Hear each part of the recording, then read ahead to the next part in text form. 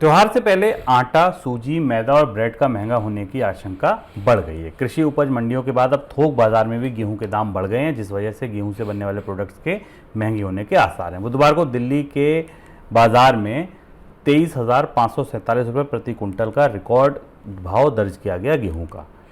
इससे पहले कृषि मंडियों में जुलाई के दौरान कीमतें 10% से ज़्यादा बढ़ी हैं। सर, अचानक क्यों बढ़ने लगी ये कीमतें, क्या हुआ है? यहाँ पे तमाम कोशिश थी, सरकार ने निर्यात पर भी रोक लगाई थी, उसके बाद भी ये कीमतें बढ़ रही हैं। हाँ, ये चौंकाने वाला घटनाक्रम है, क्योंकि सरकार ने एक्सपोर्ट रोका था और हम देख रहे हैं 23,547 रुपये पर टन का रेट हमको दिल्ली की मंडी में दिखाई दे रहा है, जो थोक का रेट है। और इसे अगर आप नीचे जाकर ब्रेड, आटे और गेहूं से बनने वाली चीज़ों की कीमतों के तौर पर देखें तो ये बढ़ोतरी करीब करीब 12% के आसपास है। 12% की बढ़ोतरी प्रोसेस्ड फूड में जाकर आप इससे और ज़्यादा बढ़ेगी, 6 से 7% प्रोसेस्ड फूड में और बढ़ेगी, और फिर टैक्सेशन भी उसमें शामिल होता है। ये दो वजह से दिखाई दे रहा है। एक तो सरकार के अनाज भंडार में लगातार कमी थी, ये बात बाजार को मालूम थी।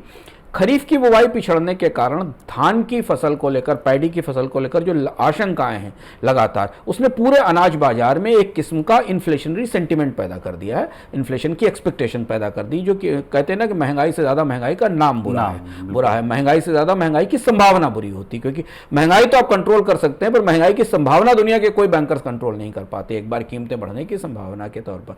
और ये संभावना लगातार इस साल मार्च अप्रैल से बनी हुई थी, और अंततः ठीक पैडी की या खरीफ की फसल की बुआई के बीचों बीच गेहूं की कीमतों में बढ़ोतरी दिखाई देने लगी है। इसकी एक वजह यह कि बाजार में आपूर्ति भी कम है, ट्रेडर्स के पास बीट शायद स्टॉक में है, पर उन्हें आने वाले समय में, जैसा हमने कहा कि अगले 2-3 महीने 4 महीने तक गेहूं की कोई नई आपूर्ति आने की गुंजाइश नहीं है, और अगले फसल के बाद ही आएगा।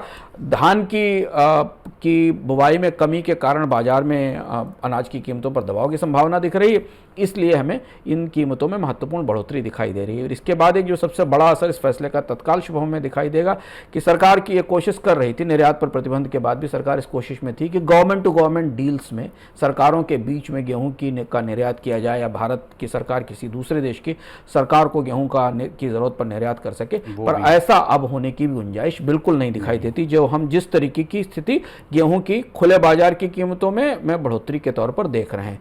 ओपन मार्केट सेल्स वैसे भी बंद हैं। फूड कॉर्पोरेशन ऑफ इंडिया इस साल बाजार में बड़े मैन्युफैक्चरर्स को, ब्रेड बिस्किट बनाने वाले मैन्युफैक्चरर्स को गेहूं देने की स्थिति में नहीं है। बस केवल इतना ही ना हो जिसका डर है, जिसकी आशंका भी नहीं है, लेकिन बाजार की तरफ से अगर संकेत करीब से देखे जाएं कि गेहूं आयात की नौबत नहीं आनी चाहिए। सर, आपको लगता है उन कोशिशों को भी झटका लगेगा जो महंगाई को थामने के लिए की जा रही थी? क्योंकि इन्फ्लेशन बास्केट में देखें तो फूड की सबसे बड़ी हिस्सेदारी है, उसमें अगर गेहूं महंगा होगा तो महंगाई को रोकने की जो कोशिश थी उनको भी धक्का लगेगा। हाँ शुभम, और ये बात आरबीआई की, जैसा मैंने शुरुआत में कहा कि आरबीआई की मॉनेटरी पॉलिसी कमेटी की बैठक के पहले भारत में महंगाई का को कम करने की पूरी गाड़ी पटरी से उतर गई। क्रूड की कीमत बढ़ने लगी, रुपए की गिरावट को रोकने के लिए रिजर्व बैंक ने अपने फॉरेक्स रिजर्व को झोंकना शुरू किया बहुत तेजी से, जिसका असर हमें बाद में रुपए की कीमत में गिराए दिखाई देगा, क्योंकि जो हम देख रहे हैं वो बाजार भी देख रहा है। फॉरवर्ड प्रीमियम्स में लोगों को पता है कि रुपए में आगे गिरावट आएगी। और इस बीच गेहूं जो सबसे इंपॉर्टेंट पार्ट है फूड बास्केट का, और फूड बास्केट में भी भारत की इन्फ्लेशन की दोनों बास्केट्स में, WPI और थोक और खुदरा बास्केट्स में, उन दोनों जगह गेहूं और दालों पर हमने कल आपको अपनी स्पेशल रिपोर्ट में बताया था कि लंबे समय बाद दालों में भी तेजी की गुंजाइश दिखाई देने लगी। ये दबाव हमें महंगाई पर आने वाले 1 महीने 2 महीने में महंगाई के आंकड़ों पर दिखाई देगा।